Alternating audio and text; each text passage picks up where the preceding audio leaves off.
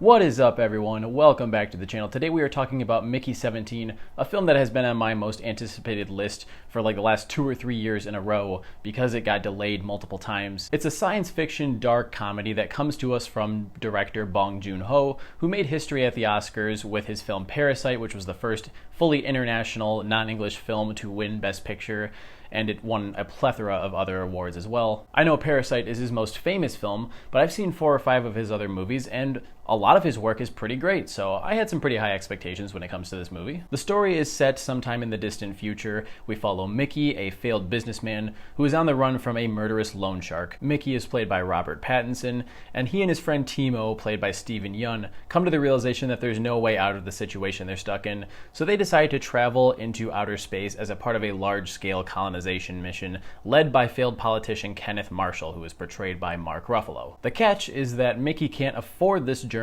and instead finds a loophole in the system by joining the Expendables program. Basically, they load his memories and his consciousness onto a hard drive, use him to learn about their new environments, whether that be how the human body reacts to radiation exposure or alien pathogens, and when he does die, they can simply reprint his body and load his collective mind onto that body. That's an A-plus concept right there. I just love science fiction films that craft a world that feels lived in, maybe not super plausible in the time period that it's set. I think it's set in like the 2050s, and I doubt we'll be colonizing other planets by that point. But regardless, despite the fact that this movie has a lot of silly elements and it is very satirical and funny, it still feels like a world that you are immersed in. To get one of my complaints out of the way though, the circumstances that lead Mickey to join the Expendables program was a bit unconvincing to me. Like, yeah, there's a guy trying to kill him, but is there no legal system on Earth at this point that can deal with that? Can he not go into hiding? Does he really need to travel to another planet to get away from this loan shark dude? With that said, Robert Pattinson is excellent in this film. This is one of those actors who I just respect more and more with each project that he tries. I think he overdoes the bizarre accent that he's going for in this movie a couple of times, but what I like is that he plays 2 different characters in this movie, which are essentially alternate versions of one another, and neither of them feel like any character that I've ever seen him play before. Very versatile, and he shows off a lot of range. Moving back into the story, things become very complicated when Mickey number 17, which is the 16th body that they print out of this machine, survives an encounter with creatures on the planet and is left for dead. The company doesn't know this, so they print another Mickey, Mickey 18. So now we have a case of multiples, which are outlawed. You can't have duplicates of each other. If that happens, all parties are terminated. And another factor that adds to the conundrum is that if Mickey 17 dies, then his consciousness, as he's known it throughout his whole life, dies with him, whereas 18 is a continuation of the cloning process that they've been doing. One gripe that I do have, or I guess this is more of a question for Bong Joon-ho, and I don't recall the movie ever answering this question, is why is Mickey 18 different from all the other clones? 1 through 17 are portrayed as having very similar characteristics because, once again, everything that goes on in his mind comes from a hard drive of that original Mickey.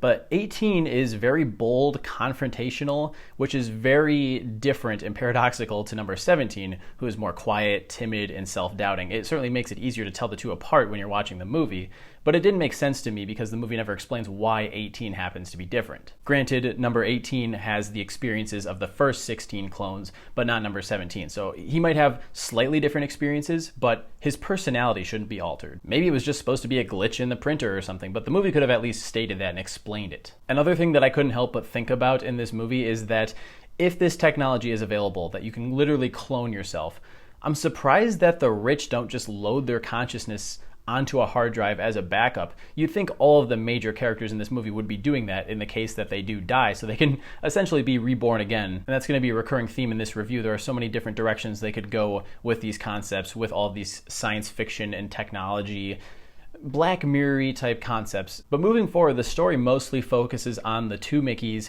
coming to terms with their coexistence, particularly Mickey 17, because once again, if he dies, he will never be reborn. And I definitely think this movie bites off far more than it can chew.